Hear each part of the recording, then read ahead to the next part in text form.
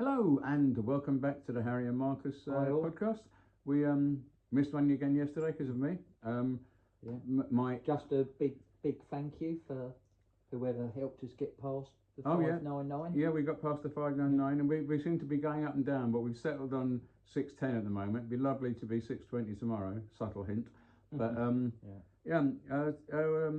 was I going to say? I was going to start it off with a profound statement, but I can't remember.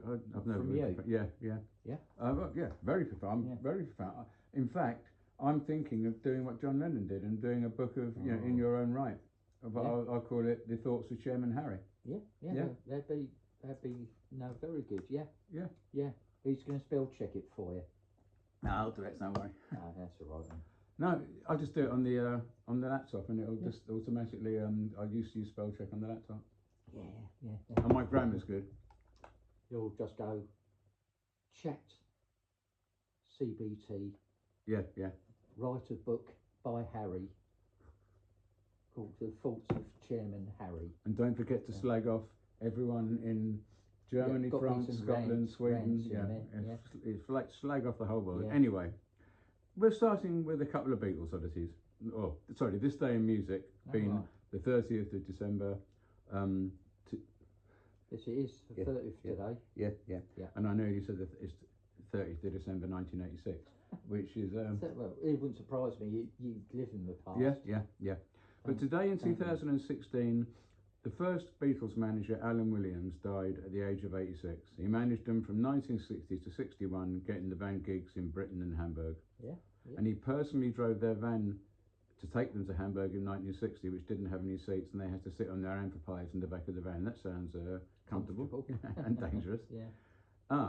And in 2012, a rare copy of a Beatles LP signed by all four members sold for a sum rejected at auction in Sussex a few weeks earlier. I don't get that. What's that mean? Chris Collins from Eastbourne and his sister Liz Chambers from Worthing. Oh, they turned down a £12,000 bid on the album Please Please Me because they'd hoped to get 15.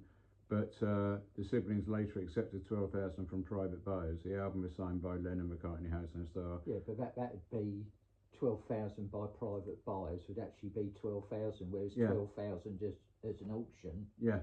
Would be you'd have about 10% knocked off of that. Oh yeah, and also it says that because it's a buyer's premium and a seller's premium. This one was sort of not unique, but it had this little extra selling point that it was signed by all the band, and they'd used the album as a drinks coaster during a card game in 1963. So it had sort of so it had that bit of provenance. Yeah. With it, that's good. Yeah. And the last Beatles thing for today was poor old George Harrison and his wife Olivia were attacked by an intruder who broke into their home in Henley-on-Thames in Oxfordshire. Now, I do remember reading about this at the time, and apparently George stood there naked and screaming at him, Hare Krishna, Hare Krishna, Hare Krishna, and the bloke just stabbed him. And I understand he had his beliefs, but he can't honestly believe that the bloke was going to just put his knife down when he started Hare Krishna. I mean... Who knows? I'm all for letting people believe in what they want to believe and worship what they want to worship. But there comes the time when someone's got a knife and they've broken in your house that you. Yeah, and there'd have been plenty of tables in there. Yeah. Is it all right to come out? Oh yes. Okay. Sorry, you set that up. Just let me say one thing. Sorry, that's the last one in this show, I promise. I was going to talk, I won't talk about it today, but I'm going to talk at some point about something from the late 70s, early 80s. Okay. Early 80s. Anyway, today, in 2014, the woman called, see if you can guess this one. The woman called? This bird. Oh dear. What? It's bloody dinosaur. Oi, okay. The woman called Deborah Boone. Right. A woman called Deborah Boone. Is that better? Debbie Boone. You light up my life. No. No? A totally unknown who was given the MBE for some reason by the Queen. Okay. But I'm seeing if you can guess. It's really obscure and probably really hard to guess, but she did have a claim to fame, and it was because she was the best childhood friend of a certain pop star. And does that give you any reference? No, not at all. No. If I say one of the lyrics from his songs was "Your name is Deborah, Deborah, it never suited you." Yeah. She was the inspiration for Disco 2000. Mark Bolan, T-Rex. No. Pulp. Disco 2000. Oh, right, okay. Your name was Deborah. No, that would have been Deborah, Deborah. Oh, Deborah, you smile like a zebra. Oh. You smile. That is on film. You smile like a zebra. Mind you, it's better than saying you look like a zebra. Big teeth. Yeah. Big teethy smile. And teethy smile. Anyone who wants a Mark Bolan impressionist at their next birthday party, you know where to come. And I'm really pleased to say, okay, we'll get onto that in a minute. That worthless bit of plastic, vinyl, shellac. Yeah, it's worth a lot. Is it? Yeah. Is it broken? No. Brian May awarded the Animal Welfare Charity Person of the Year, and bloody well right too. Worth a lot, mate. Do you want to show it now? No, you've got to be careful. It's worth a lot. How much? Hundreds. Yeah. Be careful. Right. You can show it. Okay. Take it out and show it. I can see. This is Mark's record that he got today. It came today, yeah. And it's at the 10-inch 78 of Elvis the Pelvis, Don't Be Cruel. What a great record. What? What have you done? What have you done? What have you done? I've given you 2 records instead of 1. What do you want 4? No. What have you done? Oh. You're not a very good actor. It arrived broken. You know how much that cost? Well, knowing you, about dear. £2. Oh dear. You can stick. Oh, you can stick that. But I've got some super glue at home. You give it to me, and it'll be as good as new tomorrow. I was actually thinking that just then when you broke it. I didn't break it, and I've got some viewers. You see, just because I threw his dinner on the floor yesterday.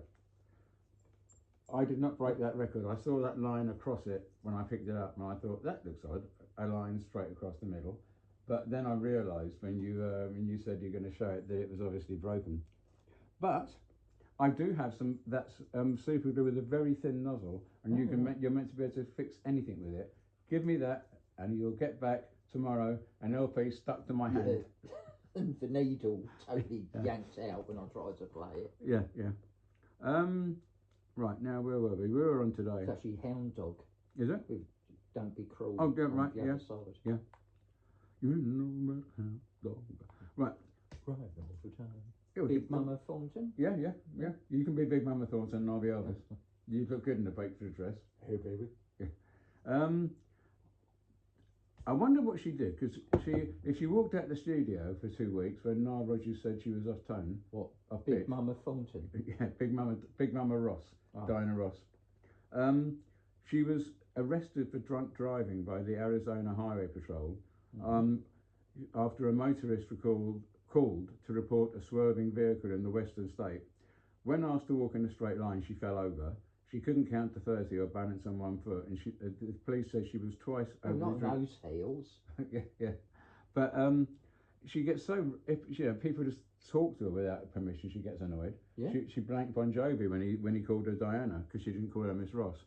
Getting nicked for drunk driving, she must have given the police some grief. It would have been actually quite amusing to watch.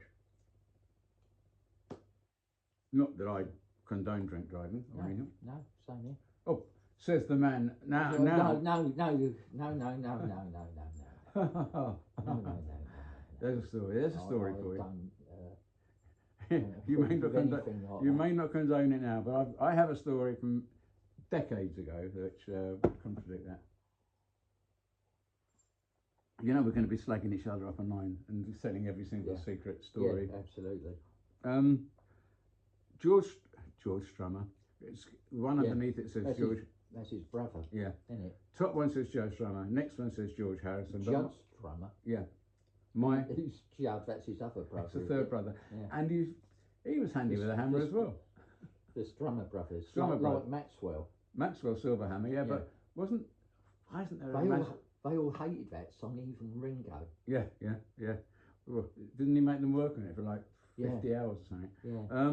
Ringo, the only bad thing Ringo said about a song was Maxwell Silverhammer in his book. Joe's funeral took place today in 2002, having died of a heart attack on the 22nd of December. Be more careful with your records, mate. Noddy Holder was made an OBE today. Yeah. And who was Johnny Moore? Obi-Wan Kenobi. Yep. Who was Johnny Moore? Johnny Moore, who's a singer for the Drifters. Spot on. I thought you'd get that. He died today, aged 64. 64? Yeah. He looks about 80 when he was singing. In 1998, he was 64. Yeah. What are some of their good hits that Johnny sang? According to this, Saturday Night at the Movies, Coming Over to My Place, Up on the Streets of Harlem. I don't know that one, but I know Come On Over. He didn't sing up on the Roof, do you mean? Or it just says, I know it says Under the Boardwalk. Doesn't say Up on the Roof. Oh, okay. But it might be Up on the Roof. I mean, they haven't got a list. Now, if we He didn't sing Under the Boardwalk, did he? He said Moore, who was lead singer for the Drifters on their 1960s hit Under the Boardwalk, died aged 64. Okay. He began as lead singer of the Cleveland-based group when they were called the Hornets, and then he joined. He's in the Hornets. Then he joined the Drifters in 1955, aged 21. I thought Benny King was in the Drifters, weren't he? Yeah. But Saturday Night at the Movies, come on over to my place. If obviously we turned, but we haven't got time. Did he sing any of like Sister and Brother? I doubt it. I don't know. No, because it's in a deeper voice, isn't it? Yeah. It's the other guy. Yeah, the other guy with the big smile. Yeah. Smiley. Yeah. He's died recently as well. Not recently, but recently in date wise, not. Oh, right, okay. I remember we did him on one of our other shows. But we could stand up and do the dance formations, you know. Well, we've got to get the jackets though. Yeah. The velvet jackets. I prefer to do like Sister and Brother. Led Zeppelin made their opening gig in the US of A today in 1968. Who jokingly had. I told someone today that Led Zeppelin played their first UK gig at Richmond. Yeah. And he didn't know that. Didn't he? It was fascinating. The district nurse. Yeah, but down at. And he's watched our show as well. Oh, right. One of our shows. He said, I watched one about your top 5 albums of all time. And when you left Dark Side of the Moon out, because I said it would be on your list. Oh, right, yeah. I can't remember. How many years ago was that? That was when we were doing them over Skype. Oh, blind, yeah. In 2 locations. Yeah. We will go back to that if people would prefer us being in separate locations. I prefer us being in separate locations. Yeah, would smash my records. Len Zeppelin, they build themselves as. Len Zeppelin. Len Zeppelin. Zefflin. Zeppelin? Yeah. Oh, right. I assume it wasn't a misprint. I assume it was their joking. It says they were advertised as Len Zeppelin, but it doesn't say whether it was their joke or whether someone got the name wrong. Kinks, Who, Manfred Mann, Hollies, and Jerry and the Bakers all appeared on Shindig. Jerry and the Bakers? Yeah, Jerry and the Bakers. And the Pacemakers. He did one set with the Bakers and one set with the Pacemakers. That's where the Hot Cross Buns came from. Weren't from his band. 1965 on Shindig, and the Stones performed at Studio 51 in Soho on the same bill as the Five Dimensions, who had a young Rod Stewart in their. Who are the 5 Dimensions? Is that anything to do with the 5th dimension? It might well be. Maybe when Rod left, they thought we'll change our name. Yeah. And they became the 5th dimension. J.K. was born today in 1969. Oh, fuck it now. Why is everyone so young? J.K.? Yeah, from Jamiroquai. Oh, right, okay, yeah. Mm. Okay. It's not that young. Still in the 60s. Yeah, I know. Wasn't in the 50s though. No, well, we're old gits, aren't Yeah. we? As it said at the beginning of now here comes another impression. A song that I was playing on the way here. On the way here in the car. Just waiting to hear it. It's going to be good, this one, I think. What a dragon is getting old. Down. Yeah, what a drag it is getting old. Bowie can do a good Jagger. Yeah? Yeah, you sent me that thing of him doing that Jagger. Oh, Get your haircut. Yeah, get your haircut. No, I look like you. Jeff Lynne was born today in 1947. Oh, he's 10 years older than me. What an old git. 47, Yeah. a lot of famous people born in 47. Elton, Yeah. lots of others. Bowie? 47? Yeah, I think it must be, yeah. Yeah. And Patti Smith was born in 46. Oh, right. She's Mike- very old. Mike Nesmith was born in 42. Yeah, but he's not around anymore, is he? No, and this one has a slight meaning to me, to my heart. My heart flutters when I read this. Dean Parrish was born today in 1942, and my mind immediately goes to that red label on the UK records that you brought me for my birthday of Dean Parrish. Yeah. In I'm on my way. Yeah, is I don't know, but it was. Is he on his way yet? It says here, which is I'm on my way is noted for being the penultimate record played at the last Northern Soul All Nighter at the Wigan Casino. So I wonder what the last one was. If they played Dean's. It's going to be. What's his name? Footsie! No. No, Wigan's Chosen Few. Hey up, lad.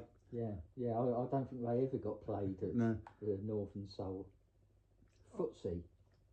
Yeah. Yeah. Dean Parrish apparently. Wigan's Chosen Few. Yeah. Well, it's either that or Wigan's Ovation. I can't remember.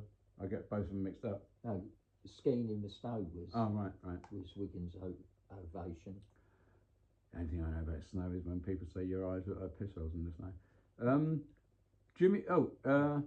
Dean Parrish was a session musician who played with Jimi Hendrix and Santana in 1970 and Bob Marley in 72. Yeah. Interesting, isn't that? Huh? They had a sideline of singing. Yeah. And finding his way home. Now, who do you think was born today in 1934? And I'll give you a clue.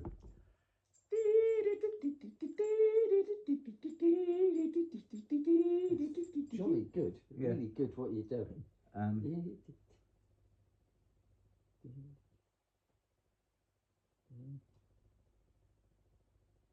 Del Shannon? Yeah, right on. What? This is like that. Never mind the Buzzcocks when they had to do that when they had to mime it. Yeah, I'm very impressed you got it from that. I was going to do the Alex Harvey version, but I couldn't remember how that went. Very good. Yeah, He was born you in go. 1934. Yeah, okay. Live still? Nope. He took his own life on the 8th of February 1990, shooting himself with a .22 caliber rifle at his home in California. I don't remember that. Could have been an accident. Could have been an accident. Like that guy playing a Russian rude letter at his party. Yeah. Chicago singer. It says here that in the 80s he recorded with Jeff Lynne, and there were rumours that he was going to join the Wilburys, replacing Roy Orbison when he died.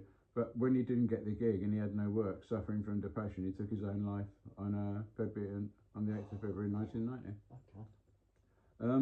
That's a shame. Yeah. That's brought it down a bit. Let's go on to another one. There's some cheerful stuff in there. I think that was it. So, oh no, Tracy Ullman. The passing of Del Shannon and the passing of my hound dog by Elvis. Yep.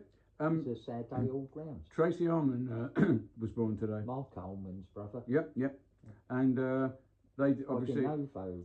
Yeah, they are. Yeah. Are related. They did a duet on Move Over Darling, and they don't know because he sang the high bit and they don't know. Oh, right, I can't remember. Yeah. I would give you a rendition of They Don't Know, but I can't remember how it went. Yeah. I remember Move Over Darling, but I remember. I saw the film the other day. Did you? Doris Day. Move over, darling. That's it. Yeah. Did you see it? Yeah. No. Oh, right. But it says here, obviously, she's better known to the younger generation for being the lady that had the show that launched The Simpsons. The Tracy Ullman show. I thought it took about Doris Day still. No. Right, well on that note, and because we're gonna, if we hit the button now, it's too late. I was going to say we come in under 20 minutes, but 59, 20 minutes, too late. Yeah, there we go. Going over the Okay threshold. then. Yeah. Okay. Bloody useless. It's his mate. fault. It's his fault and his fault and his broken bloody record. Yeah. Take care. We'll see you. We'll see you in about 2 minutes because we're going to do another one now.